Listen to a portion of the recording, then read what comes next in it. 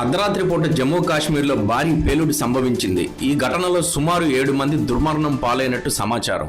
30 మందికి పైగా తీవ్రంగా గాయపడ్డారు. మృతుల సంఖ్య ఇంకా పెరిగే అవకాశం ఉంది. దేశ రాజధాని రెడ్ ఫోర్ట్ వద్ద కారు బాంబు పేలుడు ఉదంతాన్ని ఇంకా మర్చిపోక ముందే ఈ ఘటన చోటు చేసుకుంది. సమాచారం అందిన వెంటనే పోలీసులు, భద్రతా అధికారులు హుటాహుటిన ఘటనా స్థలానికి చేరుకున్నారు.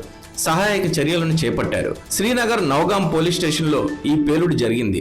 ఫరీదాబాద్లో స్వాధీనం చేసుకున్న కొన్ని డిటోనేటర్లు, ఇతర పేలుడు పదార్థాలను నిల్వ చేస్తున్న సమయంలో ఈ పేలుడు జరిగినట్టు తెలుస్తుంది.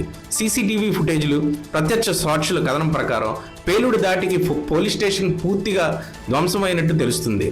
నౌగాం పోలీస్ స్టేషన్ చుట్టూ దట్టమైన పొగ కమ్ముకుంది. అగ్నిమాపక దళం, అంబులెన్సులు, సీనియర్ పోలీసులు వెంటనే ఘటనా స్థలానికి చేరుకున్నారు.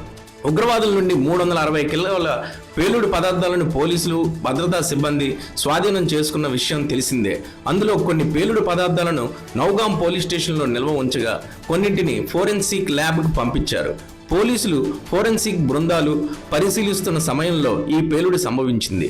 భారీ శబ్దంతో ఒక్కసారిగా పేలుడు సంభవించింది. మృతదేహాలు 300 అడుగుల దూరం వరకు చెల్లాచెదురుగా పడ్డాయి.